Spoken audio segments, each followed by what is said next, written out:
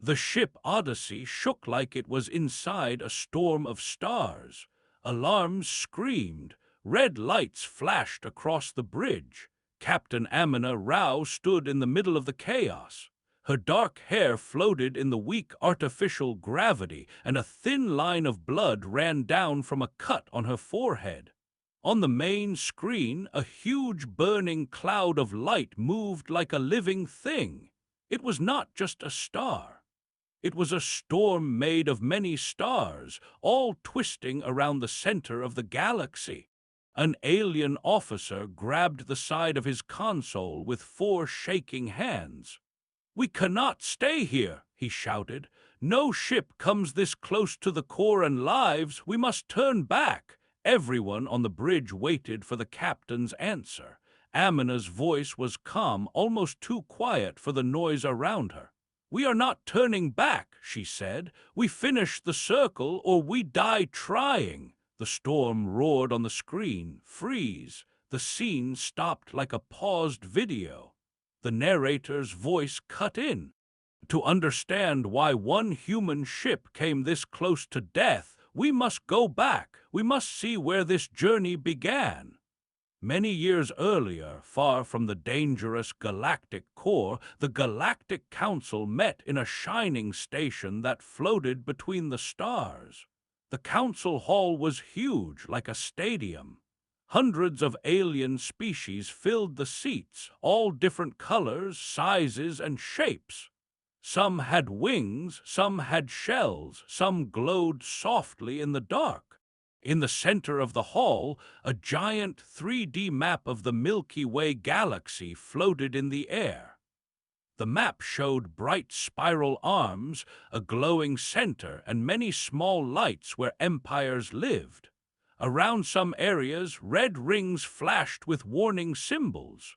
Forbidden zone, war ruins, anomaly, do not enter. An old alien historian, tall and thin with skin like cracked stone, moved to the center.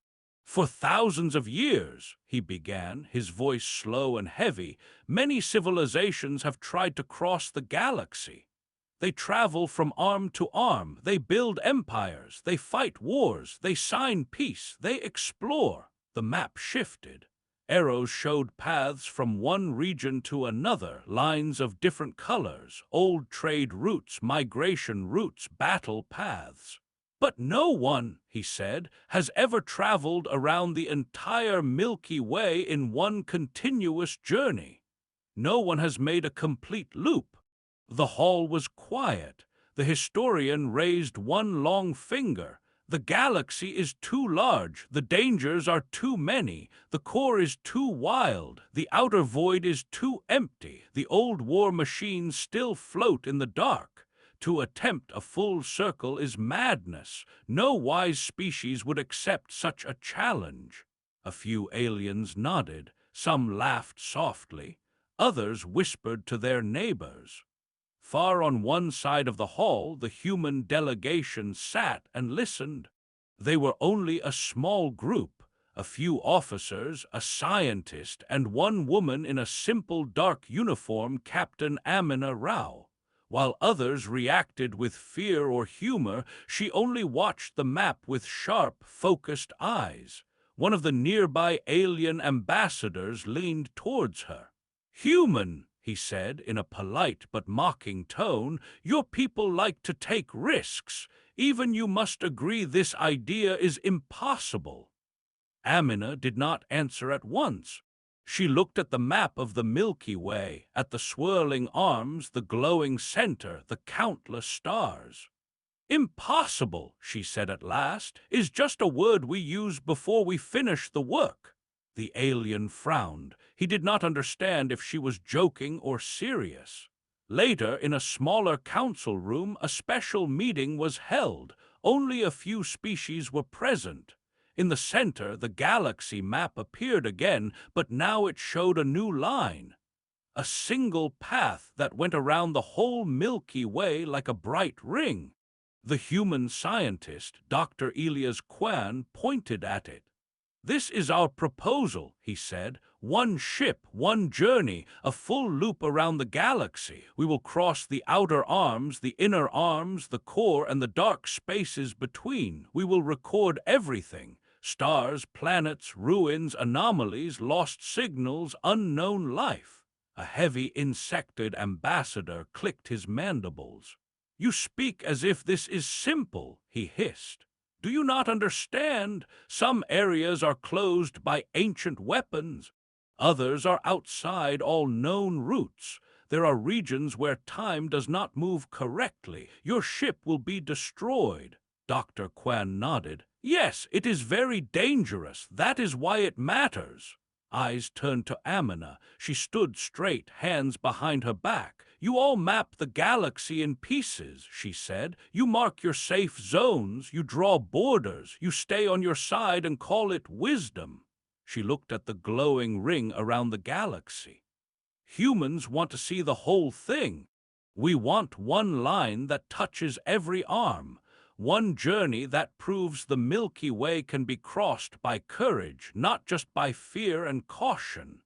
The room filled with angry voices. "Humans are arrogant. Your species comes from a death world, and you bring death with you. You will wake old powers that should stay asleep." Amina waited for the noise to fall. "We will do it with or without your blessing," she said calmly. "But we invite you to join us. Send your scientists, send your observers. Let the whole galaxy share this journey." The councils argued for many days. At last they gave a reluctant answer. The journey was approved. The ship they chose was old but strong, the ISS Odyssey. It had scars from past battles and upgrades from many different species. Human engineers added heavy armor. Alien builders added advanced shields. New engines were installed, able to jump between stars and survive strange space. A mixed crew was selected. Human officers with experience in war and deep space rescue. Alien engineers, navigators, and scientists from several empires. One human AI specialist who smiled too much in dangerous situations. One grumpy alien mechanic who believed humans hated proper safety rules. On the day of launch, the Odyssey floated in the dock like a sleeping beast. Lights flashed along its hull. Cargo drones moved in and out. Families and friends watched from safe platforms, some waving, some crying. The narrator spoke. "The other species believed the humans were crazy. The humans believed something else, that the galaxy's limits were only lines waiting to be crossed." On the bridge, Captain Amina Rao looked at her crew. "Today," she said, "we start a journey no one has finished. We will see things no living mind has seen for ages. Some of us may not return. If you wish to step back, this is your last chance." No one moved.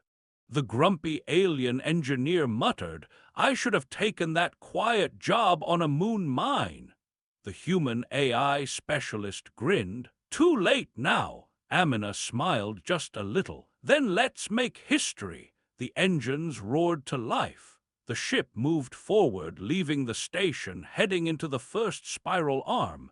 Everyone thought the start of the journey would be easy. They were wrong. As soon as the Odyssey crossed the border of the first arm, the sensors picked up something huge in the dark. A dead warship from an extinct empire. It should have been silent. It should have been cold. Instead, lights began to wake on its surface. Slowly, like a giant opening its eyes after a long sleep, the ancient ship turned toward the Odyssey. Its weapons started to charge, and the real challenge began. The ancient warship moved like a dead god waking from a long sleep. On the screen of the Odyssey, its huge metal body filled the stars. Black armor, broken in many places, drifted in silence. Glowing symbols from a language older than any living empire pulsed weakly on its hull. It should have been a grave. Instead, it was turning. The bridge of the Odyssey went quiet. Even the alarms seemed softer now, as if the ship itself was holding its breath. "Status?" Captain Amina Rao asked. The alien sensor officer, a thin creature with crystal eyes, stared at his display. This is impossible," he whispered. "The reactor inside that ship is active. Weapons are charging, energy levels rising. Captain, it is targeting us." The grumpy alien engineer hissed through his teeth. "That empire died 30,000 years ago," he said. "Their ships should be dust. This one should not move. It should not think." But it did. On the main screen, lights ran slowly along the old warship's surface. Massive cannons, cracked but still deadly, turned towards the Odyssey. "Shields to maximum," Amina ordered. Her voice stayed calm, but her eyes were sharp. The alien navigator's hands shook over the controls. "We can run," he said. "We can jump back to the station. We have enough power for a short jump." Amina did not answer immediately. She looked at the giant ship blocking their path. "If we run now," she thought, "the first Guardian wins, and the journey ends before it truly starts." Aloud, she said, "No jump, hold position." Everyone turned to her in shock. "Captain," the engineer snapped, "that thing is made to kill fleets. We are just one ship." "Exactly," Amina said. "We are not a fleet, we are something new." The narrator spoke. "The galaxy knew many empires. They built machines, weapons, and walls. They ruled, they burned, they died. But their creations did not forget their orders. They stayed in the dark, waiting, watching." A low sound vibrated through the Odyssey. The ancient warship was sending a signal. "It's scanning us," the sensor officer said. "Old code, very old. It is trying to identify our species, our tech, our origin." "So answer it," Amina said. The alien navigator blinked. "But we don't speak that language," he protested. "No one does. It's from before our written history."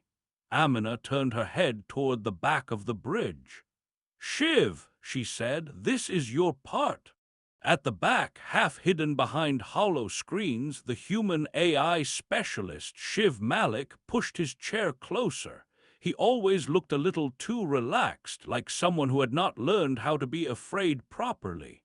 "I like when you say that," he said. "Makes me feel important."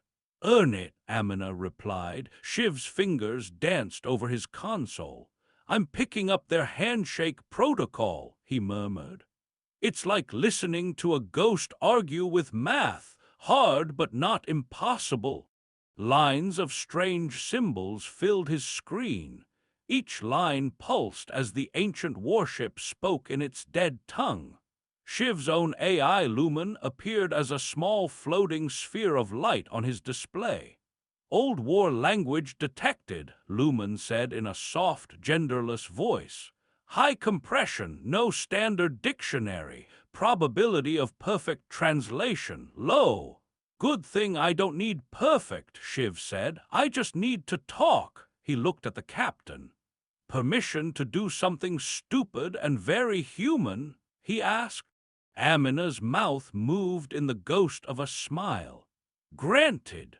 While the old ship sent cold code, Shiv answered with something else. He did not send numbers first. He sent music, simple human music, a slow piano piece recorded centuries ago on Earth. Notes rose and fell like a quiet conversation between stars. The sound went out as a data pattern wrapped inside the reply. The bridge crew stared. "You are answering a war machine with a song." The insectoid ambassador on the observer deck asked, horrified. "Yes," Shiv said. "If I were a dead machine whose job was to kill travelers, I would be bored by now. Time to wake its curiosity." Inside the ancient warship, old systems woke fully. For the first time in many ages, its logic core received something that was not a standard target signal. A pattern, emotional, complex, pointless, and yet strangely ordered. It paused. The weapons held their charge. "It stopped," the sensor officer whispered. "Its guns are still powered, but they are not firing. It's listening." Shiv grinned, eyes wide. "Good," he said. "Now let's show it why we're different." He sent more images of Earth, oceans, mountains, cities at night, short clips of humans laughing, crying, building, fighting, rebuilding, records of human wars and then human peace treaties, children playing under broken buildings after a disaster, old rocket launches breaking through blue sky. Lumen helped pack all of it into tight streams of data, throwing it across the void like a flood of memories. The ancient warship processed it slowly. Pattern after pattern, pain and hope, destruction and repair, death and new life. A species that did not stop even when it should have stopped many times. The narrator spoke. Most species approached machines with logic. Humans brought stories. They did not just say, "We exist." They showed why. Suddenly, the lights on the ancient warship changed color. "Something is happening," the sensor officer said. "It is rewriting some of its own code. Small changes, but yes, it is modifying its orders."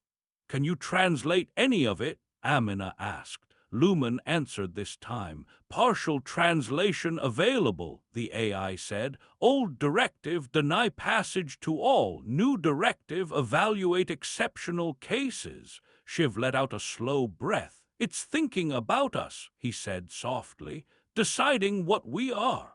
Moments stretched like hours. Then the warship sent a final signal. Lumen translated it on the speakers. "One vessel, one loop, one chance, pass." The massive guns moved away from the Odyssey. Power levels dropped. A path opened in space, marked by a beam of pale light from the ancient ship. The first Guardian stepped aside. Cheers broke out on the bridge. The alien navigator laughed in relief. "We did it! We survived a myth!" The insectoid ambassador trembled. "No one has ever passed such a ship and lived," he said. "Your methods, they are insane." "Insane," the grumpy engineer agreed, "but effective." Amina did not cheer. She watched the ancient warship drift back into silence. "This was the first," she said quietly. "If there was one Guardian, there will be more." Her words cooled the air around them. The narrator echoed her thought. The galaxy did not rely on one wall. Old empires built many, and some were not machines at all. Days turned into weeks as the Odyssey moved deeper into the spiral arm. They crossed a crystal nebula that sang on the hull when they passed. A dark system filled with dead satellites from a war no one remembered. A quiet station where strange traders sold maps that were mostly lies. At each stop, news spread. "The humans passed an ancient warship," people whispered. "They are trying to circle the entire galaxy. They will die soon, or they will change everything." Some species sent small support ships for part of the journey. Others watched from far away, afraid but curious. One night cycle on the ship, the lights dimmed to rest level. Most of the crew slept. Amina sat alone in the captain's ready room, staring at a smaller map of their route. They had crossed only a small part of the Milky Way. "So far to go," she thought. Her door chimed. "Enter," she said. Dr. Elias Quen walked in, carrying a data pad. His face looked troubled. "Captain," he said, "there's something you need to see." He put the pad on her desk. A hologram appeared above it, a path around the galaxy very similar to their own but not the same. "What is this?" Amina asked. "A file buried deep in Earth's secure archives," Elias answered. "I found a trace of it while checking our jump coordinates. Someone tried to hide it, but not well enough from me." The hologram zoomed in on the path. It ended in the galactic core. Name of vessel, ISS Odyssey 0. Status, missing, presumed destroyed. Mission, classified. Amina's chest tightened. How many knew about this? She asked. Very few, Elias said, but here is the worst part. He tapped the pad again. A short, damaged message played. Static filled the room. Voices shouted in fear. Space twisted on the screen. Then a clear voice cut through the noise, broken but strong. This is Captain Merck Saul of the Odyssey 0. To any who follow, do not enter the core. It is not a place. It is a mind. It watches. It learns. It remembers every ship that dares to cross its heart. The message cut off in a burst of white. Silence filled the room. The map hung between them, the route glowing like a wound. Amina stared at the core. It pulsed softly like a heartbeat in the dark. So, she said at last, her voice quiet, we are not the first to try the full circle. No, Elias said, we are just the first to know why the last journey never came back. Outside the window, the galaxy turned slowly, silent and huge. Somewhere far ahead, the core waited, watching, remembering. And part 2 ended with a new truth. The challenge was not just the distance. It was the living memory at the center of the Milky Way. The Milky Way turned like a slow, shining wheel outside the Odyssey. On the bridge, the crew watched the map of their journey. A bright line showed where they had traveled, across one spiral arm, then another, past dead war zones and strange nebulae, through pirate territory and near-forgotten stations. They had already gone farther in a single journey than any ship in history. But the line stopped before the center, before the core. Captain Amina Rao stood at the front of the bridge. Her face looked calm, but her hands were locked tightly behind her back.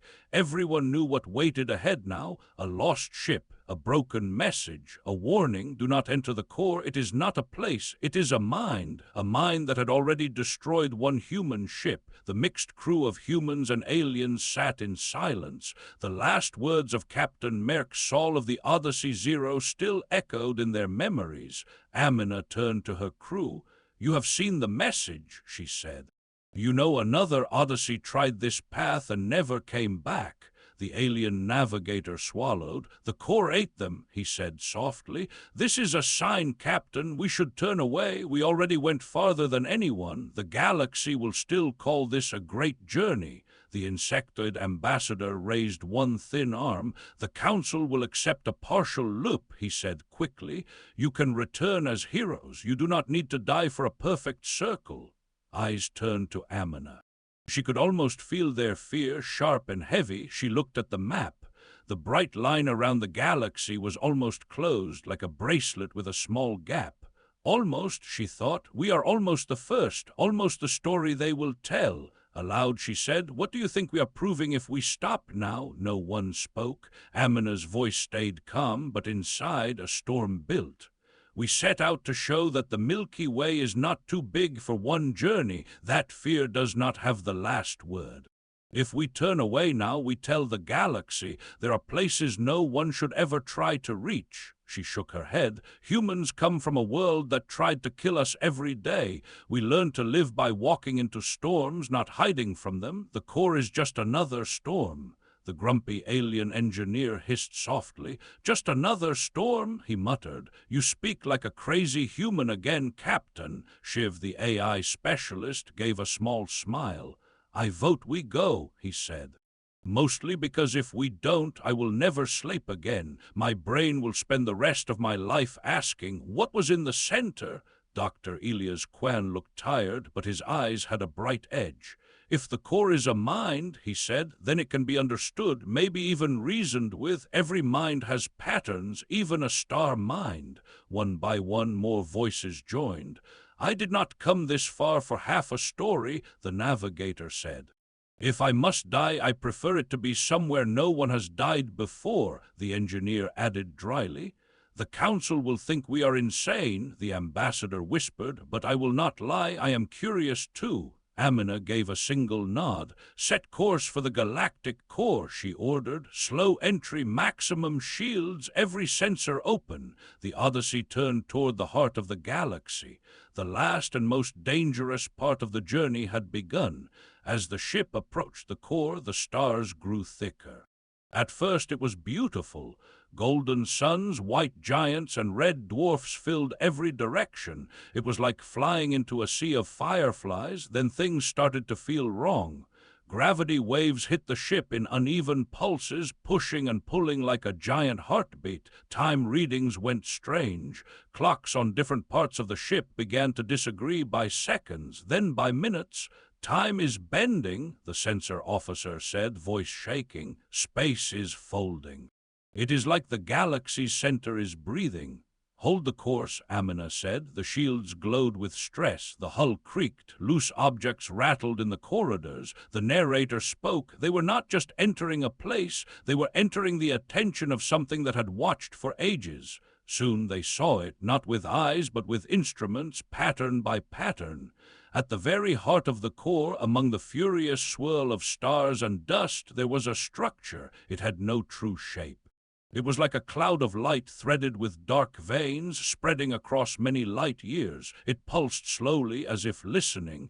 "It's not a machine," Elias whispered. "Not in the way we know. It's not a life form either," the navigator said. "Not like anything on our charts." Shiv stared at the data flows. "It's code," he breathed. "Living code made of gravity and light. The core is running a program." Lumen, his AI, spoke softly.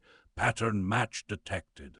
The structure has observed and recorded traffic across the entire galaxy for millions of years. It is a watcher." Amina understood.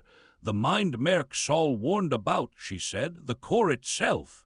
As soon as she spoke, the lights on the bridge flickered. Everyone felt it at the same time, a pressure inside their heads, a feeling of being noticed. The stars outside seemed to lean closer. Voices filled their minds, not in words at first, in feelings, curiosity, calculation. Mild annoyance, like a teacher who has seen this problem many times. The narrator spoke. "Many civilizations thought they were alone in making rules. They were wrong. The galaxy already had a judge." Then the presence in the core spoke, not through the speakers, not through Lumen. It spoke directly in the thoughts of every being on the Odyssey, each in their own language. "Another Odyssey comes," the voice said. "Another line drawn around my arms. Another small ship with a loud heart." Amina gripped the arm of her chair. The voice was not angry. It was tired. "You know us?" she asked in her mind. "I knew your first attempt," the core replied. "They came with pride and fear. They demanded a right to pass. When I tested them, they broke." Images flashed before the crew. The first Odyssey Zero torn apart by gravity storms, its crew screaming, its systems failing. The core did not hide its power. "The galaxy is not a toy," it said. "I remember when empires burned 10,000 stars to mark a border. I watched them fall. I built guardians to slow the next wave of violence." They saw ancient warships like the one they had passed, leaving the core long ago. "I do not stop all travel," the core continued, "but a full circle around the galaxy is a dangerous idea. Lines become chains, chains become cages. I do not permit cages." Amina answered carefully. "We are not here to chain the galaxy," she said. "We are here to understand it." The core's presence pressed harder. "So spoke many before you," it said. "They used knowledge to rule and crush. Your kind spreads fast. You ignore warnings. You break things. Why should I let you finish your loop?" Shiv felt fear claw at his chest. The grumpy engineer wanted to scream. The ambassador almost fainted. Even Lumen's normal calm seemed thinner. But Amina stood like a stone in a storm. "Because we are not just destroyers," she said. "We are also rememberers." She closed her eyes and let the core see. She opened her mind only a little and let it taste human memory, not just battles and bombs, not just conquest and weapons. She showed doctors holding hands of dying patients, volunteers pulling strangers from floods, engineers rebuilding cities after disaster, children in classrooms drawing stars they have never seen, a quiet old woman writing the names of her lost family so they are not forgotten. You watched empires burn, Amina said. We watched small things survive. We are dangerous, yes, but we are also the ones who keep stories alive. She bowed her head slightly, not in fear, but in respect. You are old, she told the Corps, older than our whole species. You remember everything, but your memory is cold. You do not feel the weight of each life. We do. Let us finish the loop, and we will carry your memories too. We will tell the galaxy what you saw. We will make sure no one forgets. Silence. The pressure in their minds grew heavy, then lighter, then heavy again, like a heart trying to decide. The Corps spoke to the aliens on board too, to the navigator who had lost his homeworld in a supernova, to the engineer whose clan died in a station fire, to the ambassador whose people were almost erased in an old war. It tasted their pain and hope, their decision to travel with humans anyway. You trust them, the Corps said. You fear them, you follow them. Yes, the ambassador answered, shaking.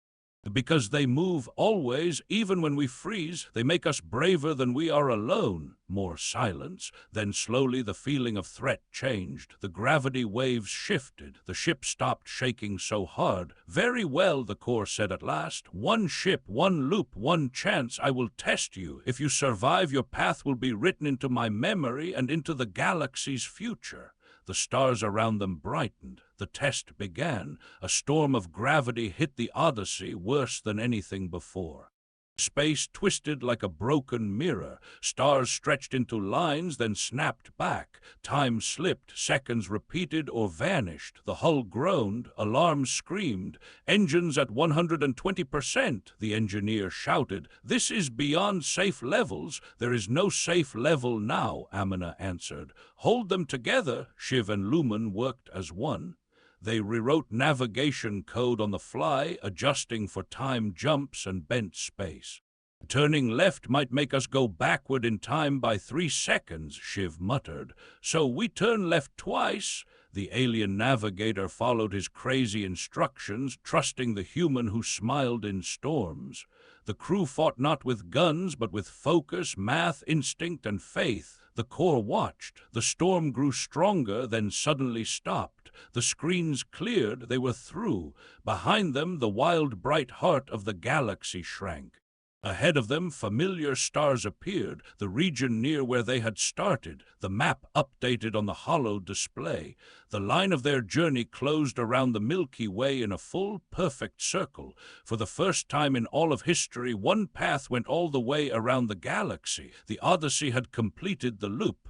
On the bridge, no one spoke for a moment. Then the engineer laughed weakly. "We are alive," he said. "I was sure we would die in some dramatic human way." The navigator wiped his eyes.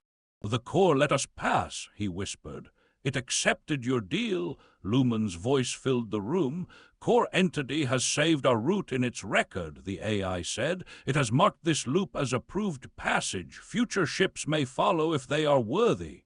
Messages began to flood in from relays and stations as news spread faster than light could travel. The Galactic Council watched the data. Young species cheered. Old empires sat in heavy silence, feeling something they did not like to admit: respect.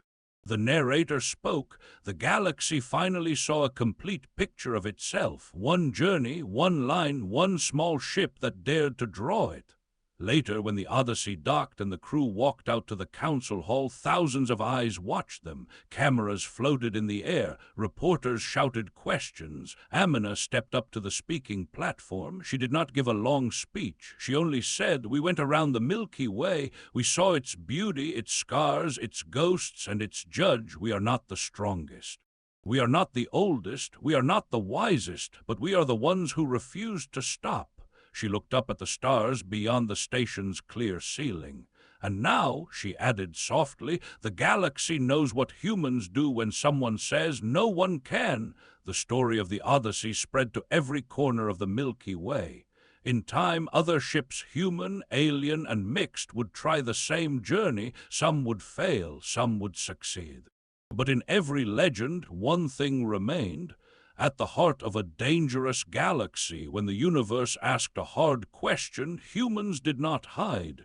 They raised their heads, took a breath, and answered, "Challenge accepted."